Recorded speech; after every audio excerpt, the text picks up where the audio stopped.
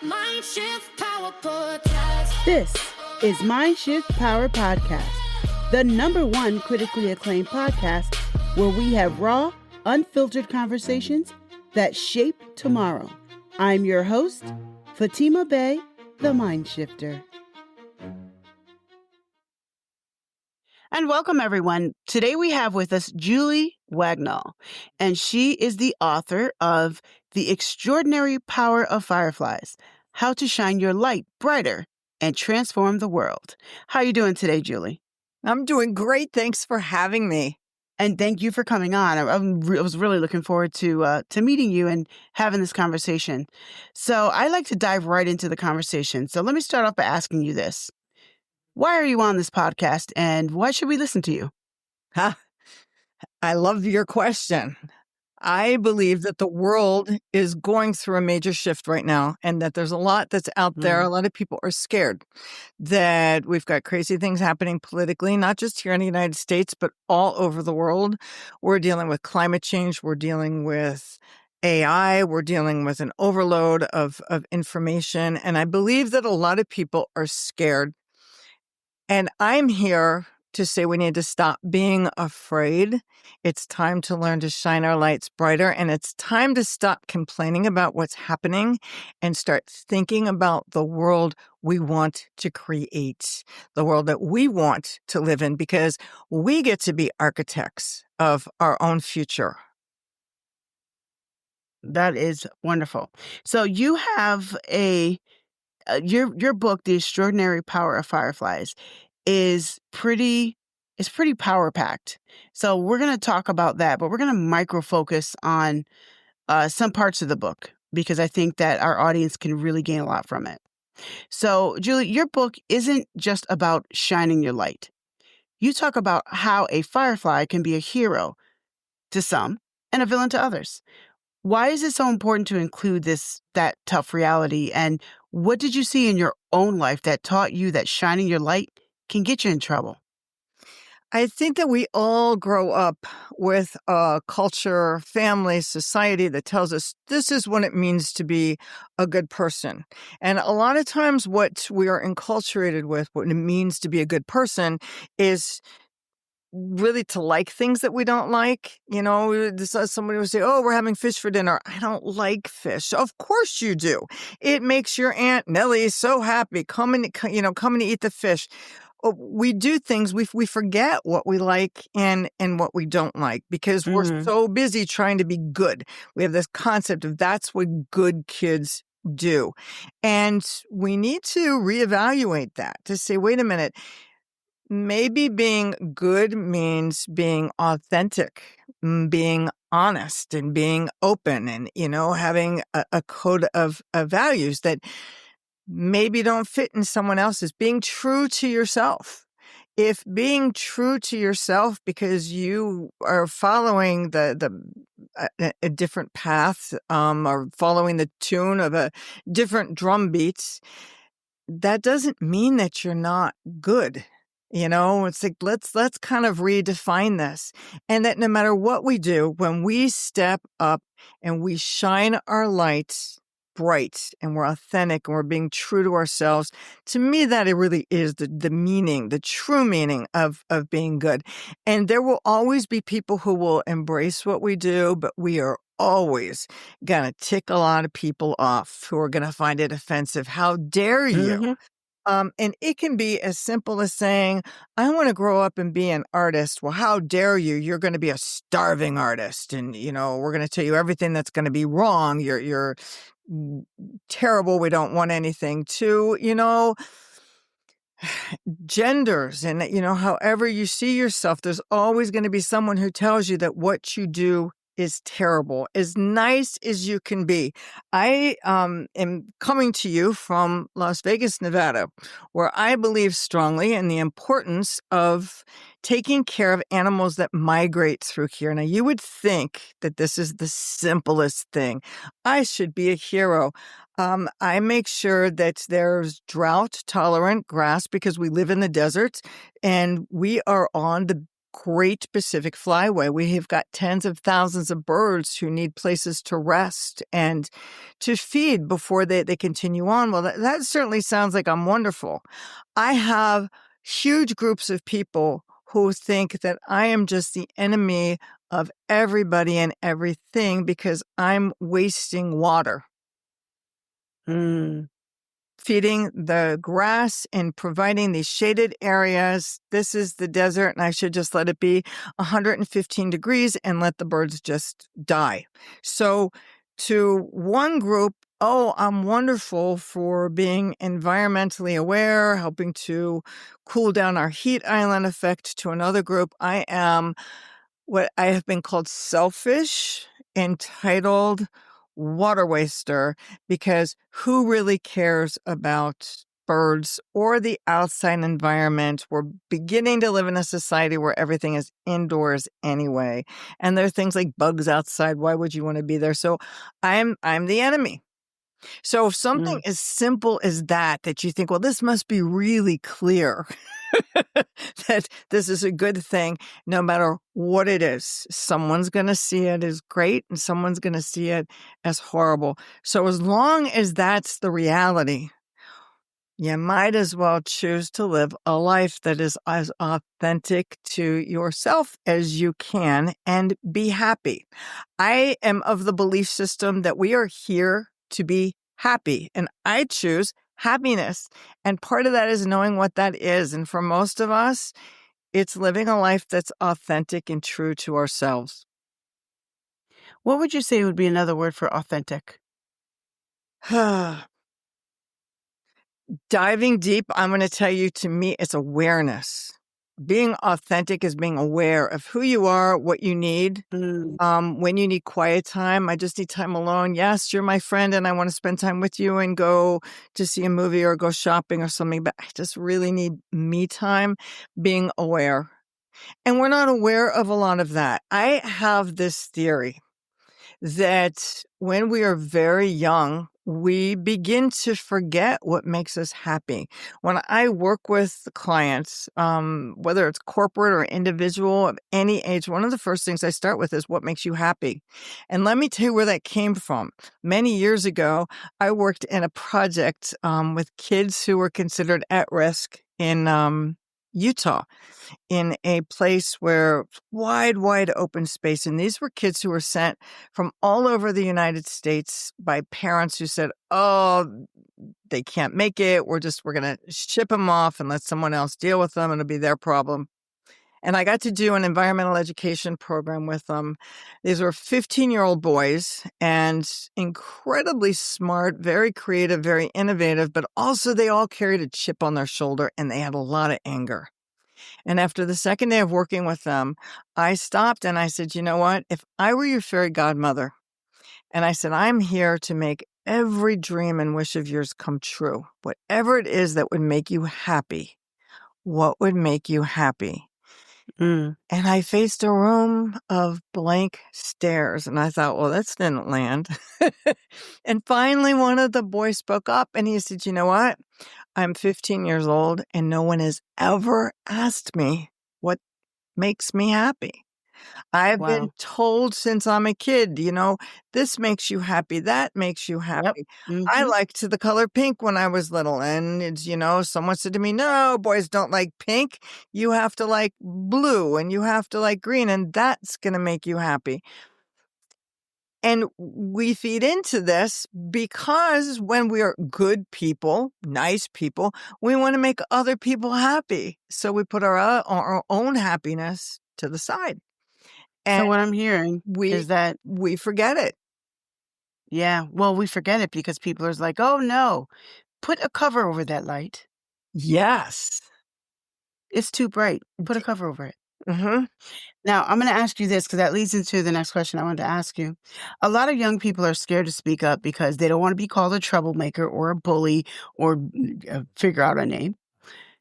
How does a teenager find the courage to be the hero, even when their friends, families, teachers, or anyone else around them is telling them to shut up and be quiet?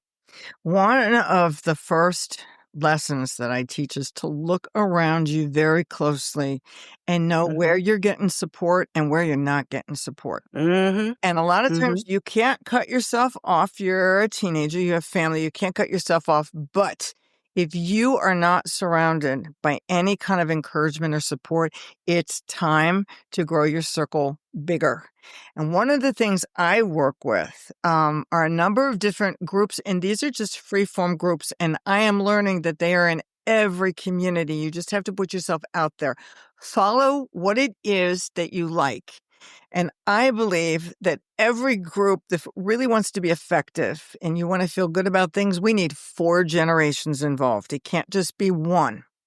Because if you're from a younger generation, you need the support from someone who's in an older generation who goes, baby, I've been fighting this fight and here's the ins and outs.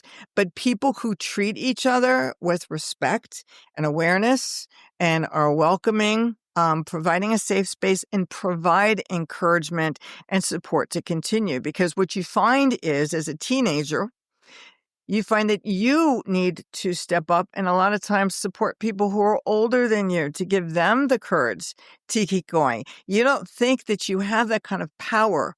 As a teenager, when you start dealing on that authentic level, you realize every single one of us needs to be encouraged. Every single one of us needs to know that it's okay. We're on the right path. We all have tough weeks and tough days, but that's why we're there for each other. I think you just took all of that from inside my brain. Stop stealing my thoughts. Because I agree with every single thing you just said. And in fact, it's stuff that I find myself preaching and teaching.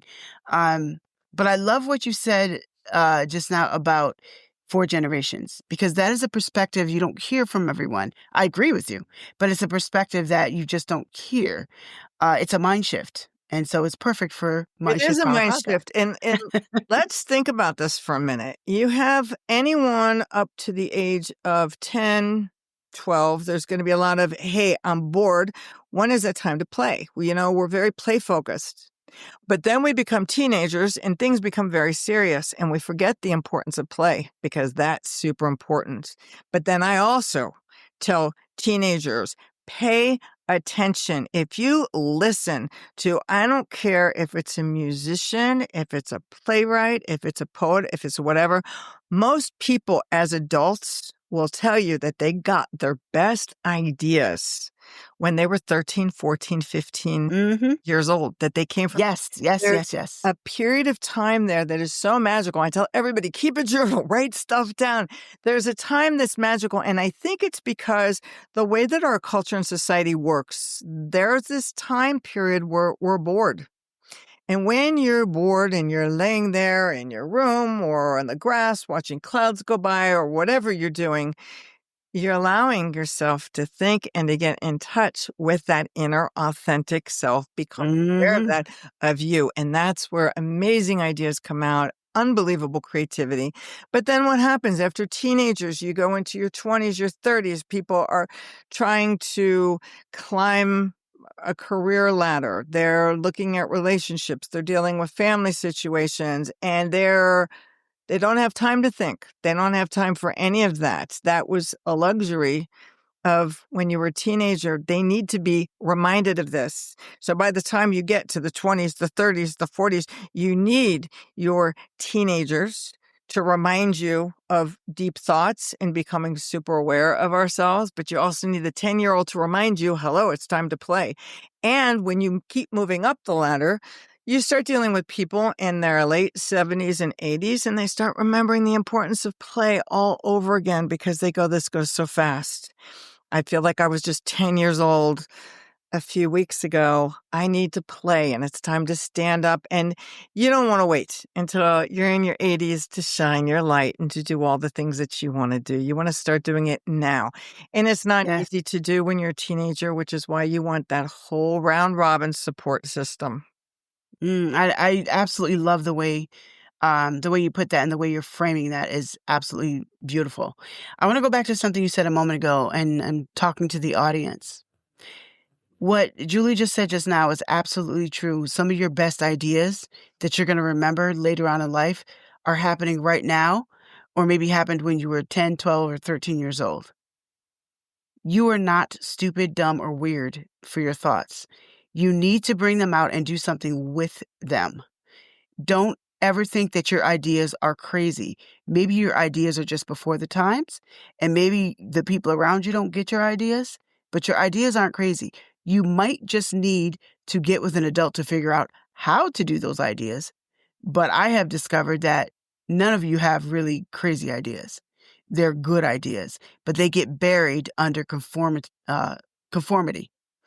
And they get buried under trying to be like everyone else. So take that advice from Julie and discover who you are. Become aware of who you are, because who you are is always there. Just become aware of it and start acting on it. I love your stance on that. And so I'm going to ask you this about about something that you say in your book. You say advocacy before activism. What does that actually mean? And how does it help a young person create real change without starting a fight or burning other bridges?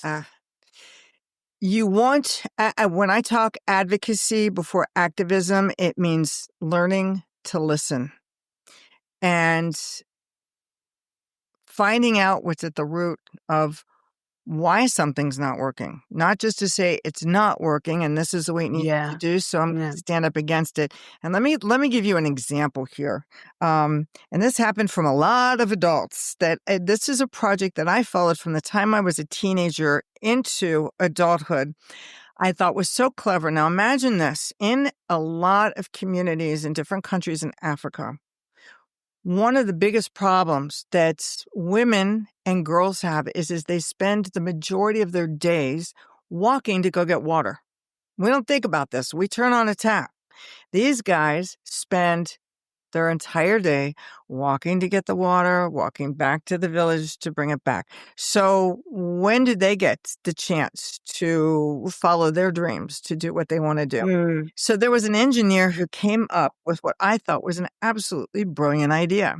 And he called it play pumps. You can actually look this up and research it. And you know those little merry-go-round things that we all played on when we were kids in the ground, and they go around and around and around? He designed one of those for kids to play on it, but what it was also doing was pumping up water, which would free the women and the girls of any village up so that they didn't have to do this. Sounded like a brilliant idea. Well, I wasn't the only one who thought it was a brilliant idea. If you go down, some of the top leaders in the world and these people who are parts of big organizations, they also thought that these were great ideas. Everybody invested in it. And they started to put it in different communities in different countries in Africa. Well, the countries that they were working in, there was a major problem here. They forgot to be advocates. They forgot to go into the country and say, we're not, instead of saying, well, we're here from the West and we're here to solve all your problems. Tell us how you see your problems. Let us hear from you and tell us the best way that we can help. Ask them. We have this American way too often of saying, oh, we're going to go into this country and tell everybody what to do and how to do it. We're not asking. We need to go in. We need to ask. And they didn't do that. So they all picked places where these play pumps were going to go, and nobody used them. They didn't, they were dealing in cultures where it was very important to give respect to the elders, and it would have been the elders who would have chosen the right stuff. That They makes never sense. did that. And that even happens here in the United States. Through my work, I had the good fortune to be adopted into a pueblo of a Native American pueblo in New Mexico. And part of the experience of being adopted there was I was actually doing a filming project and made it very clear, I'm not here just to tell you your story. This is your story. You're here to tell me what to do. I'm here to learn and I'm here to listen. And that's a concept of being an advocate. When things aren't always working the way that we want, we have to do the research to find out why. Mm-hmm. And we have to listen. Absolutely. I love that. Listen first. And that's a lesson for everybody. If you really want to get something done, you got to listen first, But let because me you tell can't you solve a one problem you don't understand. Yes, and I'll tell you one more thing, and then this is I actually wrote this story in my book, one of my famous stories. I was the director of the National Aquarium in Washington, D.C., and I have the notoriety of having created the very first education program for kids who are visually impaired. And Hmm. that sounds wonderful. So how did I do it? And I thought, this is something that hasn't been done. It should be done. I spent 9 months researching this. And I spent time talking to PhDs. I was working with the Smithsonian Institution and everybody that knew anything and had a very big, important name dealing with people who are blind, people who are visually impaired. And I created the program just like they told me to. And I had the day of doing my pilot. And when I tell you it was one of the biggest failures that I have ever encountered, everything I had been taught and told did not work with the group that came in. It was a mess. 15 minutes into the program, I stopped everything and I apologized to the kids that we had there. And I said, I made a mistake. I was an activist before I was an advocate. I forgot to go to the most important group there. Who was I trying to reach? I was trying to Hmm. develop a program for visually impaired kids. I'm talking to scientists and PhDs and psychologists. I forgot to go to the kids to say, you're who I'm trying to Hmm. reach. I need to be Yes. listening to you. You tell me what's going to work and what's not going to work. So I invited them to help create the program with me, which they did. And the whole program ended up being based on their input. And that's how you get something to function. All of you who are listening out there trying to create programs that aren't working, maybe you're not listening first. I always say, this kind of goes with what I always say. Reach people where they are. Stop throwing the ball to the left when the people are on the right. And very often we're like, well, everybody should be on the left, so I'm going to throw the ball to the left. But you didn't take the time to find out where they are. And I mean where they are mentally, where they are financially, where they are emotionally. Where are they? And that's how you reach people.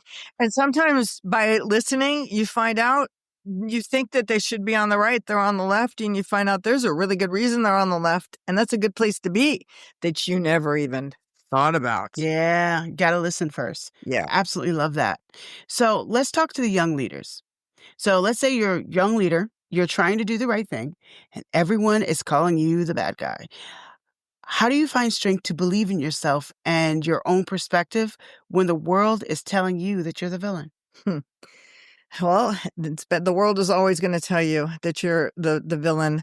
I find it the importance of you've got to start with what is it that you're trying to do, what gives your life meaning or purpose, or why you're in the position in the first place, because this is important to you. And you got to know why it's important to you. And then you have to know your code of values. You have to know what you stand for. And this becomes really important when you're younger, because if you are trying to become an activist or trying to lead a group or to set something new and different, your code of values is going to determine the choices you make. When you say, I have a code of values, that means it has to have integrity and it's going to support kindness. But all of a sudden, here's a company that says, I'm going to back you. I like what you're doing. And they're like the biggest bullies in the community. Mm-hmm. There should be no question. If you know your code of values, you go, I'm not aligned with these people. And Mm-hmm. you have to focus on what your values are and what you are aligned with, so that you at least feel comfortable knowing that there's a reason why you're standing up. There's a reason why you may be getting a lot of pushback.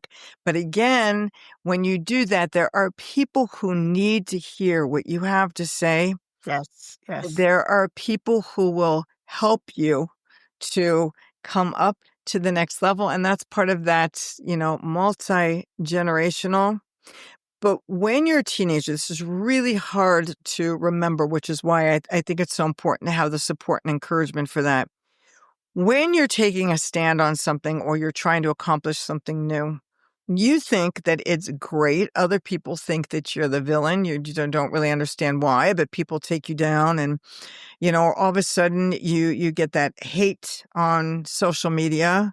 And I never understood that until I had some directed at me, and it was like, oh my gosh, boy, did that bring me down. I can only imagine how I would have felt when I was 13, 14, 17. But it's knowing what you're believing in and knowing that inside, the most important thing to realize is that when you shine your light brighter, you're giving permission for someone else to step out on the path with you. Someone who might have been standing on the sidelines with the same wishes and dreams and hopes without the courage that you have. And courage is not innate. Courage is not something that we're all born with. I would love to think so. And maybe for some people it is, but for most of us, courage is something that we have to cultivate and work on. It's like exercise Yeah. that we Yeah. have to work on every day to be able to stand up. But once you're doing it, you're sending a message to a lot of other people saying, if they can do it, I can come and step out in the light too. What I'm extracting from what you just said is find some alignment, find your tribe, find the people that will actually support you. Because there's always going to be people that call you the villain for making them uncomfortable Yeah. because you want to do something new and different. Anytime we stand up, I don't care who you are or how old you are, anytime you stand up, but especially if you're your youth and you're being told to shut up and sit down because you're only 16, what the hell do you know? That's when you need to stand up and show the other 16-year-olds that you're worth something and they can too. Yeah. And that's also when you take that stand and you make the decision to stand strong despite how you feel. You make that decision. You're also showing the adults, I'm not just a stupid little kid, because some adults do think that way, unfortunately. They do. And If you keep looking, you will find adults who want to hear what you have to say and who yes, value. And it's not yes, just, oh, I want to hear what you have to say, who really value what you have to say. There's a lot. There's a lot that I learn, and I know that there's a lot that a lot of other people know. Being older, I grew up at a time where I was just told as a female to accept certain things. Oh, I mm-hmm, want to talk to a mm-hmm. 16-year-old today. They'd say, why would you settle for that? Why would you? And it's like, I need that wake up call. And that's where we all work together. So, and it's the light in me sees the light in you. And it's having that mutual respect to know that we all bring something very, very special to the table. And Yes, everybody is worth listening to. And I'll tell you, even when you find your quote unquote tribe and a group that's there, you're still going to intimidate people because ego still gets in the way. And yep, I had a wonderful person who gave me this advice, and I'm going to share it with everybody who's listening, because I was recently in this situation at a conference with people who are all looking to change the world and doing wonderful things and things that were unconventional. And I had someone say to me, but Julie, your light is so bright. You have so much energy. You need to bring it back in and condense that a little bit. That's just too much. And I had someone who had advised me on this a long time before, and they said, you know what? Walk around with extra pairs of sunglasses and you hand them out. You see if I love that. I may steal that myself. and you It's like, are oh, am I welcome too to. bright for you, honey? Here, put these glasses on That's while I keep exactly shining. right. There you go. Yeah. You put your shades on because I'm not dimming my light for anything. And I say this to every young person who is listening to this, young adult, teenager, identify any way that you want. I'm going to repeat this again. The world is changing right now, and it's changing very quickly. And one Yeah. of the reasons why we are in the mess that we're in, whether you're looking at the environment or politics or one thing or other, is you get to the root. I think it was Desmond Tutu who once said, you got to get to the point where instead of just pulling people out of the river, you got to find out why they're jumping in the first place. That's a really good quote. How did we get here? We got here because our systems are broken and Yep. they don't work. Our Yep. our education system, our healthcare system, all the crazy things that when you're a teenager, you go, Mhm. this is ridiculous. Why do you have to do this? You're right. This is ridiculous. And it's because these systems are broken and they don't work anymore. And it's time not to fight. And I have a great friend who says it's not revolution, it's resolution. Become resolute and know and get a vision of what it should look like. And that's what you work for. And that's what you fight towards, because the way it's working today doesn't work. But unless Yep. you stand up and shine that light, now it's no longer the time to sit on the sidelines with your hopes and your dreams and your wishes. It's time to take all those things and take action. And at any age, you can do that. Yes. Now, Julie, I was going to ask you to give the youth some advice, the youth of the world some advice today, as I asked all my guests, but you just did. So now I'm going to ask you, how can people find you? Now, before you answer that, your book, um, The Extraordinary Power of Fireflies, uses fireflies as an analogy for many deep principles of life. And what I like about your book is that it looks like another book about finding yourself and being joyful, but you actually dive a little deeper than the average, what I call fluffernutter book, which is just full of whipped cream, ain't got nothing substance to really say, and says all the same things that everybody else says. But you actually do dive a little bit deeper in the fact that you don't just talk about all the nice fluffy stuff. You really take a deeper dive, and we've only touched on a pinhead worth of the stuff that's in your book. So tell people, how can they find you and how can they find your book? All you have to remember is www.extraordinaryfireflies.com. Extraordinaryfireflies.com. Once you hit the website, it can connect you to every different social media site, but there's also a free download that's called Flying Lessons for Fireflies. And there are 5 exercises you can start doing right now to start building up confidence so that you know that you are worthy, you are deserving, you are enough exactly as you are today. And you can start shining a light brighter. And as an extra benefit to that, it puts you on a mailing list where just once a week you get a small note of encouragement, inspiration. And then when I get those notes back that say, that really helped me this week, that becomes my encouragement Yeah. and my inspiration. And I'm personally going to sign up for her newsletter, you guys. So you should too. And she's like me. She's not interested in spamming you to death. Once a week, something that I can actually read, I'll sign up for, not the spam. I don't believe in that either. So I love that you do that, and I really thank you for coming on. I hope that our audience was able to get at least a morsel of something out of everything that we said today. But I do encourage you all to follow Julie and read her book. She's got a lot more to say, and again, we only touched on a tiny part of it today. And once again, thank you, Julie. Thank you so much. This has been wonderful being here. And now for a mind-shifting moment. I want to go back to something that Julie said during this episode. And I'm rephrasing this, but she said that our greatest insight into ourselves are when we're younger. And if you're listening, I don't care what age you currently are. She was 100% right about that. And here's the thought seed I want to plant in you today. What dreams and visions or insight did you have that you have now shut up and shut down because of societal expectation? Because you've assimilated to be accepted? What beauty have you buried inside you? What light are you not shining because society has taught you out of them? Every single one of you is carrying a light that you're not shining.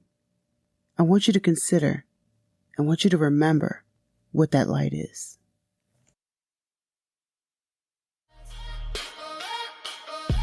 You've been listening to Mind Shift Power Podcast. For complete show notes on this episode and to join our global movement, find us at fatimabay.com. Until next time, always remember, there's power in shifting your thinking.